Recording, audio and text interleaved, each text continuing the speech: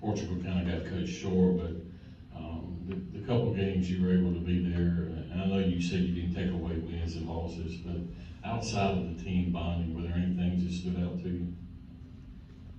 You know, like you said, fortunately our team's trip didn't get cut short. My part in it did, but had tremendous confidence that we wouldn't skip a beat in terms of what we were trying to get accomplished over there. And like I said, you know, prior to leaving, that this was way more about the non-basketball part of the actual Portugal trip. Certainly taking advantage of the extra practices that the NCAA allows when you go on one of these tours was paramount for us to just get acclimated to our new team, certainly our new guys, to understand what we're trying to do. And it was a much different summer than the first summer in terms of having everyone here. We had everyone in our program here for July, and then we had one player that wasn't with us in June because of a transcript issue that was worked out. But just different mindset, different place for all of us. And in terms of what we got accomplished, like I said, I mean, we had a pretty good idea that the competition wasn't going to be, you know, what we would see over here, even in the non-conference portion of the schedule, not even talking about the SEC. So we were prepared for that, and our mentality was, you know, just play everyone equal minutes, switch around lineups, look at different lineups, and more importantly, just have fun with it. And certainly the guys were excited for the games, but for us, it was more just the experience of going over there together and what we could gain from that. Coach is right with Yankee. Coach, along those lines, just talk about some of the newcomers and what impressed you about them. Okay, Andrew had a good few days out there in Portugal, and just anybody else really kind of impressed you? Something that really benefited from this trip? Again, I wouldn't read too much into any video that you watched, or certainly any box scores that are available, because, you know, we really just played equal minutes. I mean, I was paying attention to that more than anything else. I had a guy to my right that was, you know, we didn't have staff folks over there, so that was my number one thing, is to just make sure everybody had opportunities. And you know, people are going to ask about the three-point percentage, I'm sure, and you know, we made a bunch over there, but I mean, they were pretty open and on rhythm, and there wasn't, you know, a lot of size, you know, closing out on the open shooters, and we were happy that they made them, but at the same time, it was nothing like it's going to feel when we get into November, December. But yeah, the new guys, you know, what a great opportunity for them. It was probably more beneficial for them than the returnees in terms of, you know, getting used to playing in the system that we're trying to implement and just getting comfortable. And a lot of guys, you know, did well over there, returnees and new. Stop, go ahead.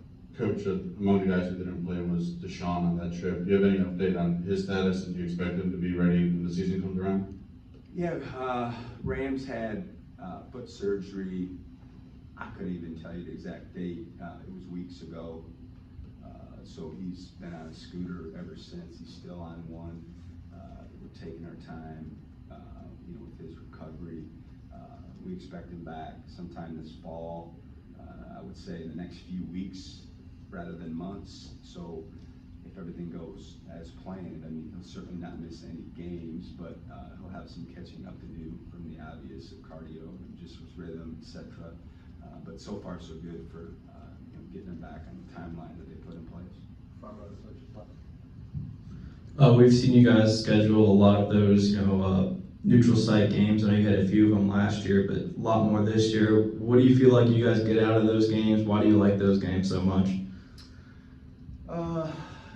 I'd love to have more home games, but it, you know, it takes two to tango, and it's hard. You know, every coach in America talks to their people about how difficult scheduling is, and unfortunately, you know, it's August 23rd, and we're still scheduling. You know, we still haven't gotten everything complete. We're closer. We're getting down to it where, you know, what happens in the fall is there's only X amount of teams that have dates and games left, and so you have to almost pair up. You're forced to pair up to get your schedule complete, and that's kind of where we're at right now. Is we've got 1 or 2 dates that we haven't completely scheduled yet, but in terms of the neutral site games, there's a lot of different reasons for it. Some of them are due to NIL opportunities that promoters will put on, and we're always trying to get in that market if we can. Some of it is just to play quality opponents, and when you play in those neutral site games, you have a better chance to get a higher quad 1 or quad 2 opportunity than you do if it's at home, even though both teams look at it the same way, where I don't have to play in front of each other's fan bases, but a better opportunity to get a quad 1 or quad 2 game than it would be if you played them at home. It would be a quad 3 or quad 2 or what have you, depending on how they do in the season. So there's certainly a lot of strategy that goes into it when you're trying to put together those 13 non-league games, and you want to have enough opportunities to put yourself in position going into the SEC where you're going to get plenty of them. And I kind of think every year depends on what kind of team you think you're going to have. And for instance, this year, when it completely gets itself unveiled, it's more challenging than it was last year. And we had a good schedule last year, but I think there hopefully will be more opportunities for quad 1, quad 2 games before we get into the SEC. What's the second row middle next to Morgan? Going off of that, I'm just curious what maybe you learned from last year's scheduling in non-conference and sort of how it affects seeding at the Power 5 level, and how you took that into your process this offseason.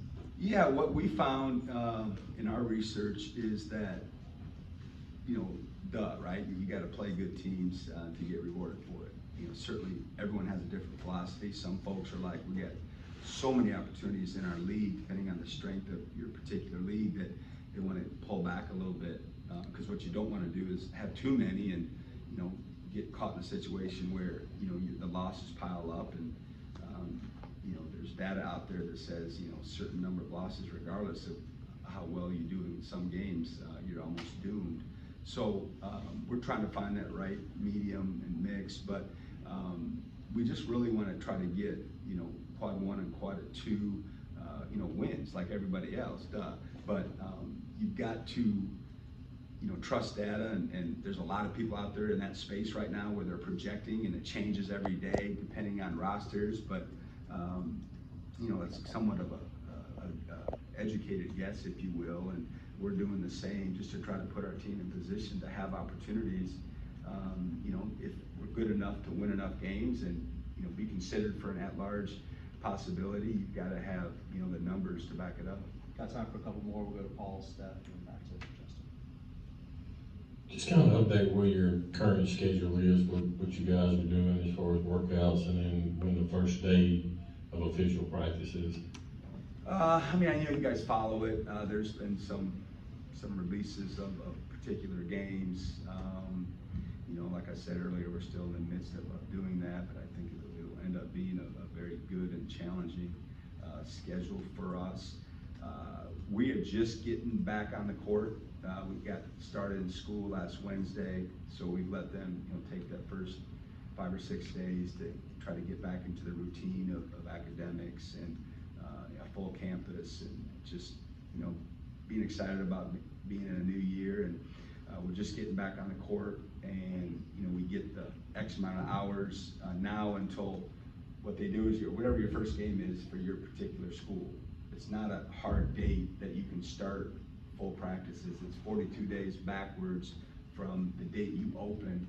So for us, it's like September 27th, and then once that day hits, you're back to the 20 hours a week and the full practices. So from now until September 27th, we'll have limited access to them.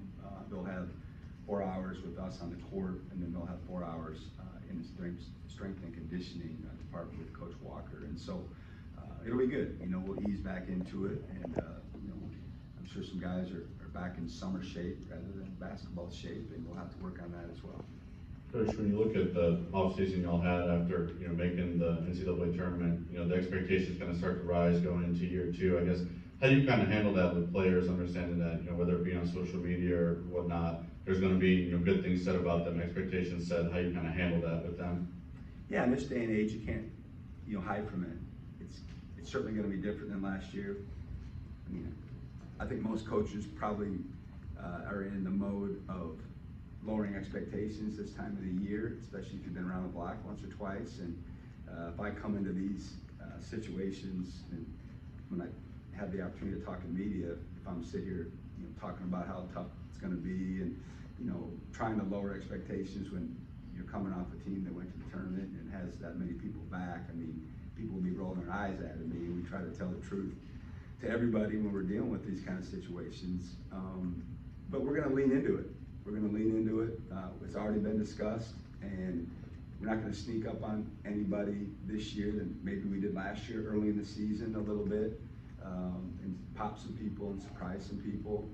That won't be the case this year. So it's gonna be different. It's gonna be a different feel, and but that's where you wanna be. I mean, you wanna be recognized, you wanna have people taking notice of your team and your program, and that's where we're at going into year two, and hopefully the guys will understand that, you know, that I'm not saying we're gonna have an X on our back, but we're not gonna be taken lightly, and people are gonna be preparing for us and, you know, using our last year's success and who we got back in their team rooms when they're trying to prepare to play our team. So I wouldn't, you know, call it pressure or anything like that. It's just reality, and we're gonna have to change our mindset a little bit.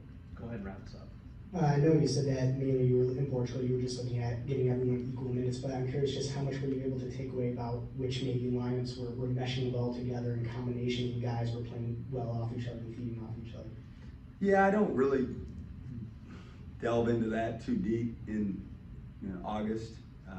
We're not gonna play till November, and we're gonna have, you know, these 6 weeks, limited practice, and then we'll have 30 practices until we play the first game with a couple scrimmage opportunities. So that will, you know, be looked at a little bit deeper when we get to that. But you know, it was fun. It was good to see the new guys have some success. You know, they're excited. But again, I would take you know, any results over there, individually or collectively, with a grain of salt. And I'm not trying to downplay some guys and some success they had, but the reality of it is, you know, the competition just, you know, wasn't up to snuff. Appreciate it. Thank you, guys. Thanks.